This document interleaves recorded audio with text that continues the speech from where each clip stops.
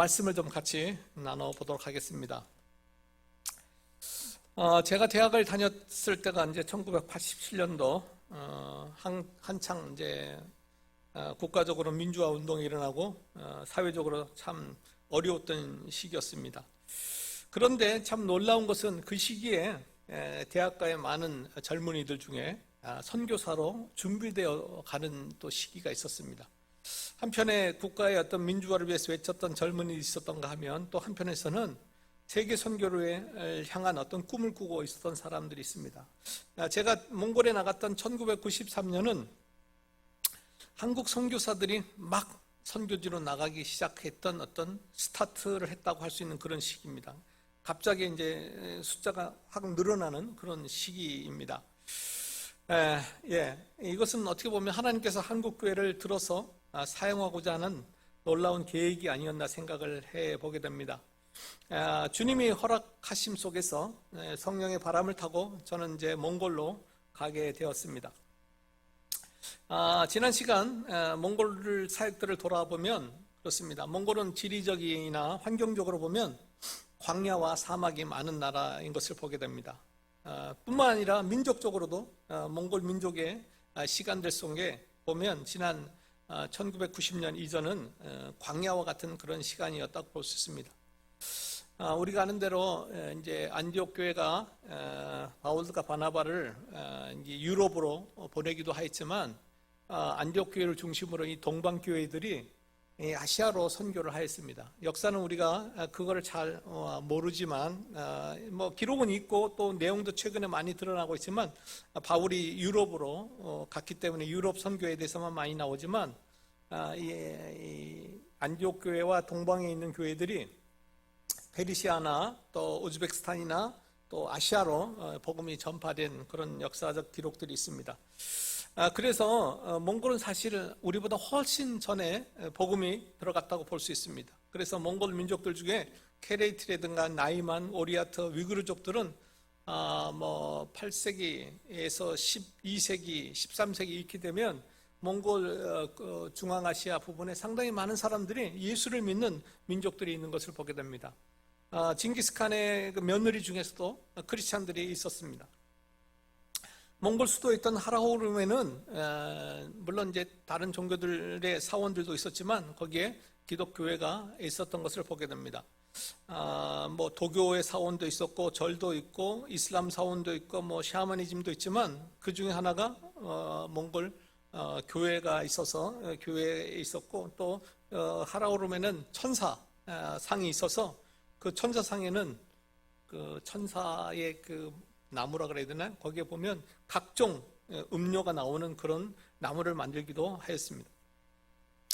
그래도 몽골이었지만 명청 시대를 지나면서 몽골은 이제 뭐라 그러나 기독교가 사라지게 됩니다.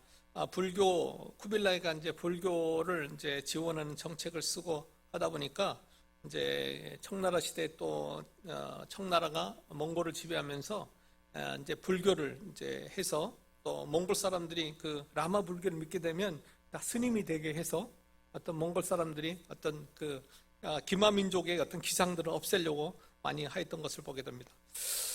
근세에 들어오면 19세기 전으로 기독교 선교가 다시 시작합니다. 네덜란드라든가 유럽에서 선교사들이 들어왔지만 우리가 아는 대로 사회주의 국가가 건립되면서 더 이상 어떤 사역들을 할 수 없게 되었고 70여 년간 어떤 기독교인들이 없었던 그런 시간들이 있었습니다. 우리 인생도 누구나 마찬가지로 몽골 역사 속에 어떤 광야의 시간이 있었다면 우리 인생도 누구나 광야와 같은 시간들이 있는 것 같습니다. 앞이 보이지 않고 길이 막히고 아무것도 손에 잡히지 않은 때가 있는 것 같습니다. 선교의 길도 그런 것 같습니다. 때로는 문이 닫히고 사람이 끊기고 우리가 할 수 있는 일이 없는 것처럼 느껴질 때가 있습니다. 몽골 민족에게도 그 광야의 아픈 시간들이 있었습니다. 그러나 하나님은 역사의 주인이시고 또 하나님께서는 언젠가 또 새롭게 어떤 일들을 하시는 그 하나님이십니다. 이사야 43장 19절 말씀 우리가 보면 하나님께서는 새로운 일들을 하시겠다고 말씀하고 있는 것을 보게 됩니다. 광야의 길을 사막에 강들을 내겠다는 그 하나님의 말씀을 보게 됩니다. 이스라엘 백성들은 그 포로기의 어떤 절망 속에서도 이 말씀을 듣게 되었습니다. 그들이 끝이라고 생각했지만 하나님은 그 끝을 시작으로 삼아서 다시 새로운 일들을 하게 되는 것을 보게 됩니다. 사도행전 1장 8절도 마찬가지입니다. 주님이 떠나고 실망 가운데 있었던 그 제자들에게 예수님이 말씀하셨죠. 오직 성령님께서 너에게 임하신 후에 너희가 권능을 받고 예루살렘과 온 유다와 사마리아에서 그리고 땅의 맨 끝 지역까지 이르러 나를 위한 증인이 되리라. 그런 말씀을 하고 있습니다. 하나님은 언제나 막힌 곳에서 새 일을 행하시는 하나님이십니다. 그 일을 성령의 능력으로 이루시는 분이 하나님이신 것을 보게 됩니다.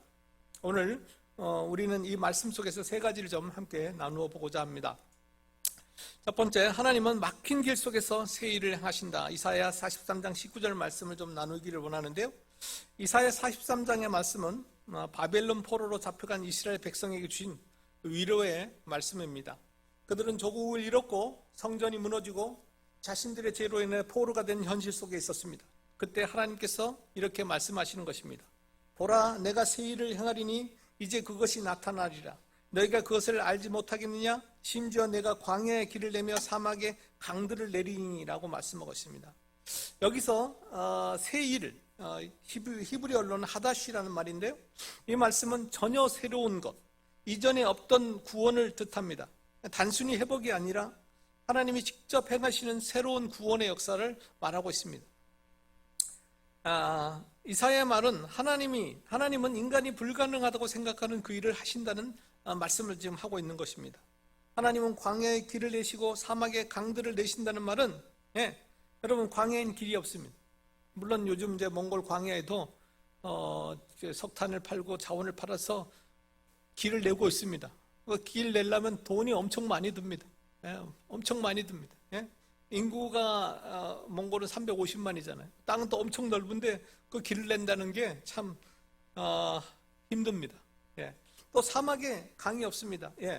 몽골은 이제 또 농사를 지려면 물이 필요하고 한데 이 강을 낸다는 게 쉽지 않습니다. 급수골에 있는 물을 끌어다가 지금 울란바토르 같은 경우 물이 부족하기 때문에 물이 필요한데 그 거대한 수로를 낸다는 거 거의 불가능한 일입니다.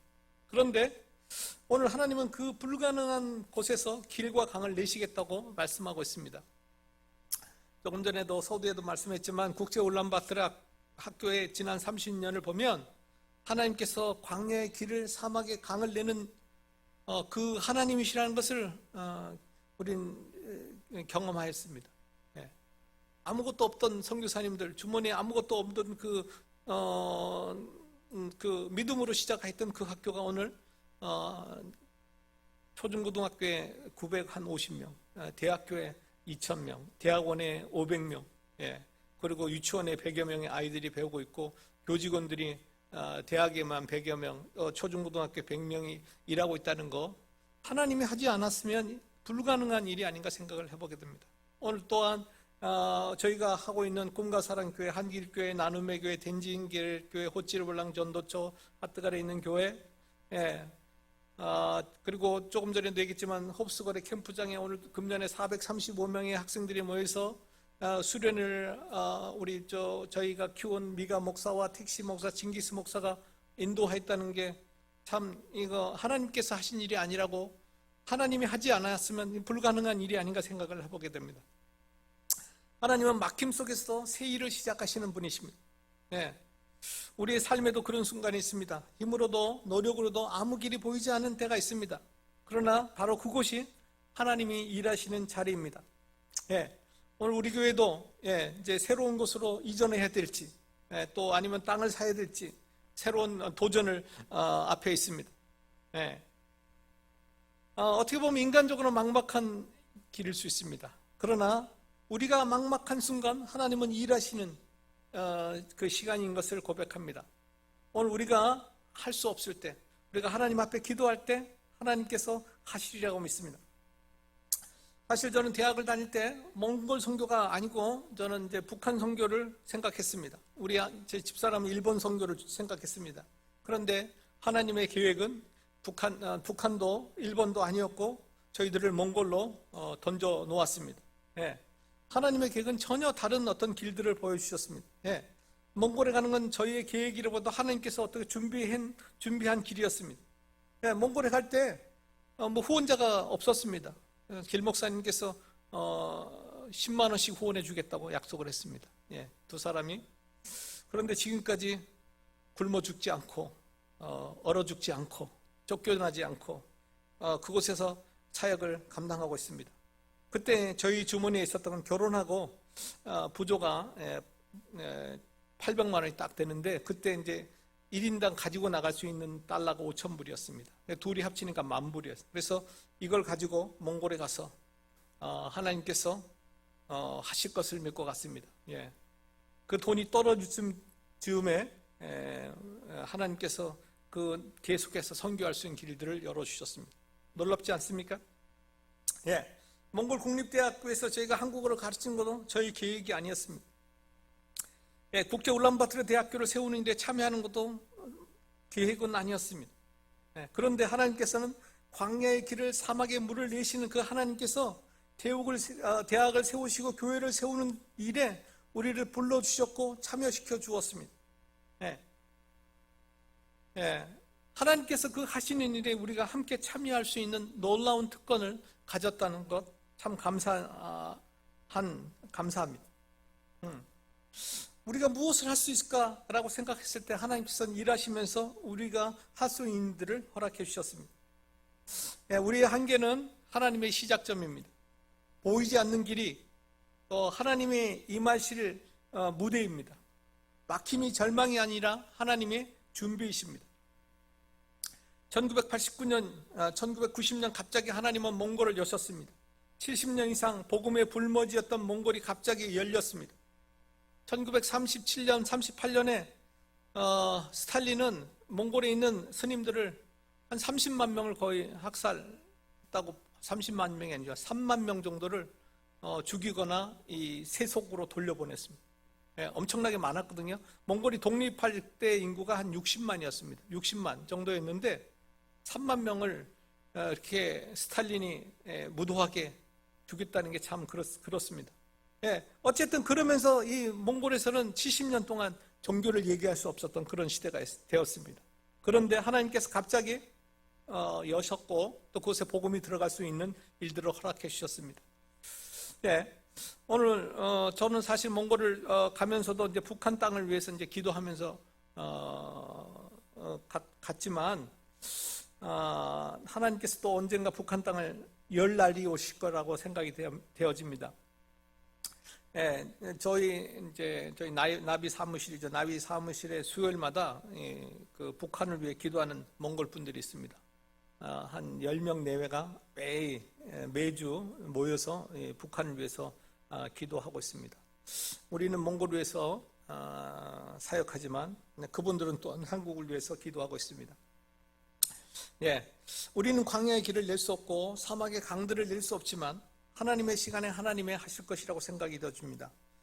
우리 강동교회가 계속해서 건축을 앞두고 또 하나님께서 이 교회를 통해서 새로운 일들, 우리가 뭔가를 할 수 없다고 생각할 수 있지만 하나님은 우리가 그 하나님 앞에 기도하고 하나님 앞에 맡길 때 하나님께서는 우리가 생각하지 않는 놀라운 일들로 하나님께서 새로운 일들을 이루실 하나님 것을 바라보며 주님을 찬양합니다.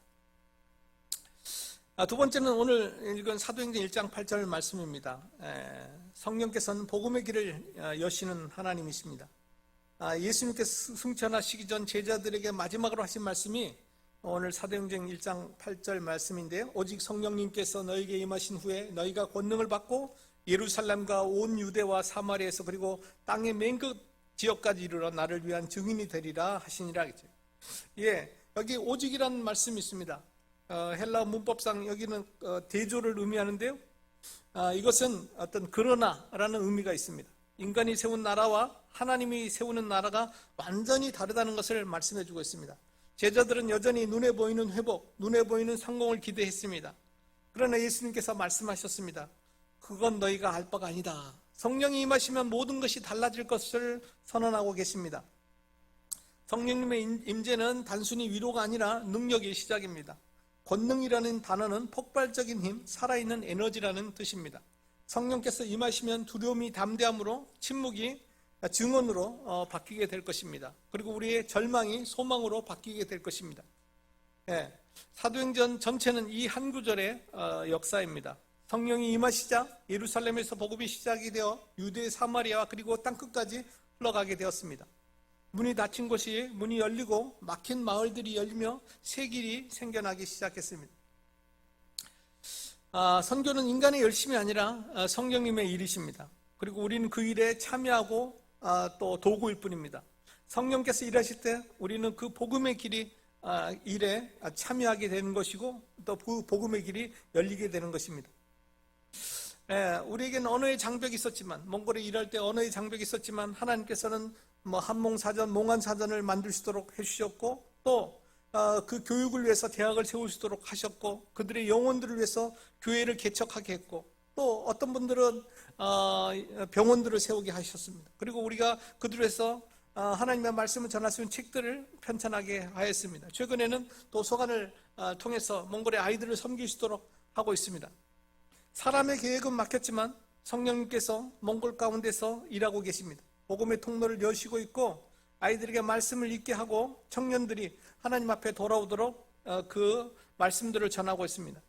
이것은 누구의 일이라기보다 성령님께서 오늘 몽골 가운데 일하시는 결과들입니다. 그렇기 때문에 우리는 어떤 프로그램보다 하나님께서 하시는 그 일을 바라고 보며 그 일을 따라가는 것이 필요한 것입니다. 성령이 일하시면 길이 열립니다. 성령이 함께 하시면 불가능한 일이 없을 것입니다. 세 번째로 증인의 삶을 걷는 순종이 오늘 우리에게 필요합니다. 1장 8절 후반절 말씀 보면 예수님은 내 증인이 되리라고 말씀하셨습니다. 여기서 되라는 말씀은 미래 수동태, 이것은 너희가 스스로 증인이 되라가 아니고 나를 위한 증인이 되리라, 내가 너희를 증인으로 세우겠다는 그런 말씀입니다. 증인은 만들어지는 것이 아니라 성령이 세우시는 사람들입니다. 그렇다면 우리는 증인으로서의 어떤 삶을 살아야 할까요? 증인의 삶이란 무엇입니까? 그것은 주님께서 열어놓는 그 길을 걷는 순종이 필요한 것입니다. 성령께서 여신 글 위에서 한 걸음씩 나아가는 것입니다. 때로는 위험하고 때로는 눈에 보이지 않고 때로는 약간의 의심이 있을 수도 있습니다. 꼭 이 길을 가야 되나? 꼭 이렇게 해야 하나? 그렇지만 하나님께서 마태복음 28장에 말씀하시고 있습니다. 온 천하에 복음을 전하라고 하면서 마지막으로 우리에게 준 약속은 너희와 함께 하겠다는 것입니다. 복음을 전하는 자들과 함께 하겠다는 약속입니다. 초대교회 제자들도 그렇게 살았습니다. 박해 속에도 복음을 전했고 감옥 가운데서 찬송을 하였습니다. 그들의 순종이 복음의 길이 되었습니다. 오늘 우리도 마찬가지입니다. 선교의 길은 누군가의 순종으로 이어집니다. 여러분, 제가 몽골에서 33년을 일한 것이 자랑이 아니라 여러분이 그 33년간 함께 순종의 길을 걸어 주었기 때문에 이루어진 일이 아닌가 생각을 해보게 됩니다. 여러분의 기도하는 손이 있었기 때문에 그 길을 우리가 함께 갈 수 있었습니다. 여러분의 헌신이 있었기 때문에 우리가 그 주님께서 우리 교회를 통해서 몽골 선교를 할 수 있는 그런 힘을 주지 않았나 생각해 보게 됩니다. 몽골 선교 현장에서도 그런 순종의 발걸음이 있었습니다. 몽골에서 사역하면서 사실은 우리의 수고도 있었지만 함께 성도 되어서 함께 신앙생활을 하고 있는 우리 몽골의 사역자들, 주님의 부르심에 순종해서 또 그 부르심에 함께 나가는 그들, 사실 몽골에서 목회자가 된다는 것은 옛날에 70년대 80년대 우리 목사님들이 어려웠던 것처럼 어렵습니다. 생활이 보장되는 것도 아니고, 그런데 그들이 그 삶에 헌신해 준 것에 대해서 참 감사하고 있습니다. 최근 이제 호치르볼랑을 섬기고 있는 최기 모차님 은퇴하시고 그 도서관을 잘 섬겨서 그 지역의 모든 사람들이 우리 도서관 할머니라고 이야기를 하는데, 최근에 건강이 좀 안 좋으신 것 같아요. 다리도 좀 많이 안 좋으신데, 어쨌든 2016년 이후에 지금까지 9년 동안 열심히 그분이 섬겨주셔서 그 동네 아이들이 또 주님 앞에 돌아오는 그런 일들이 있었습니다. 예. 예. 누군가의 순종이 그 복음의 길들을 열어나가고 있습니다. 예. 오늘 우리의 순종이 복음의 길을 이어나갈 것입니다. 우리의 기도와 헌신이 광야의 광야의 길을 내고 사막의 강을 내는 그 일들이 될 것입니다. 오늘 우리는 증인의 삶, 곧 성령 안에서 함께 순종하며 걸어가는 삶을 살아야 될 것입니다. 하나님은 지금도 광야에서 길을, 사막의 강들을 내고 계십니다. 예, 지난주 우리 불광동교회 선교 대회를 하면서 우리 필리핀에서 사역하는 우리 김파울 선교사님, 그 필리핀 그 놀라운 사역들, 또 미얀마의 사역들, 또 한국에서 이주민 사역하고 있는 카렌족 사역하는 우리 선교사님들의 간증들을 들을 때 많은 축복이 되었습니다. 오늘 우리는 잘 모르지만 하나님께서는 이 지구 어느 곳에 새롭게 광야의 길을 내고 있고 사막의 강들을 내는 일들을 하고 있습니다. 예, 이 성령님께서 오늘도 이 땅 가운데서 일을 하고 있습니다. 예, 그런데 그 음성에 귀를 기울이고 그 일에 우리가 함께 할 때 하나님이 하시는 그 놀라운 축복들을 우리가 참여하는 영광을 얻을 수 있을 것이고, 또 하나님의 그 일에 동참하는 그런 영광을 우리가 경험할 것입니다. 사막 같은 몽골 땅에 하나님은 강을 내고 계시고, 그 강은 성령의 생수이며 몽골에 세워지고 있는 교회들이라고 볼 수 있습니다. 그 강줄기는 여러분의 기도와 여러분의 헌신이 또 하나님과 함께한 결과들이라고 생각이 되어집니다. 물론 하나님은 우리의 동역 없이도 하나님 충분히 일할 수 있습니다. 그렇지만 우리가 그 하나님의 사역에 참여할 때 우리들도 그 영광스러운 그 일에 참여함으로 맞는 축복들이 있을 것입니다. 강동교회 우리 성도 여러분, 하나님은 우리들의 삶 속에서도 길을 내고 계십니다. 우리의 한계가 클수록 성령의 능력은 더욱 크고 선명하게 드러날 것입니다. 이제 우리 모두가 길을 여시는 하나님의 동역자로 함께 서기를 원합니다. 성령의 능력으로 광야를 건너는 우리 강동교회가 되어지기를 소망합니다. 오늘 원장님이 목사님에게 이야기를 해서 이전 문제가 연기되었다고 들었습니다. 하나님께서 어떻게 할지 사실 저희가 기대가 되는 부분이 있습니다. 우리는 무슨 일이 일어나는지 잘 모르지만 한 가지 기대가 되는 것은 하나님은 강동교회를 통해서 이 강동 지역의 새로운 길을, 또 새로운 이 사막과 같은 영적인 사막과 같은 곳에 강을 내시리라고 생각이 되어집니다. 물론 그것이 뭐 좋은 건물이 될 수도 있고 좋은 땅이 될 수도 있지만, 그것보다 더 궁극적인 것은 오늘 우리가 잃어버린 영혼들을 한 명씩이라도 구원할 수 있다면 그것이 가장 놀라운 일이 아니겠습니까?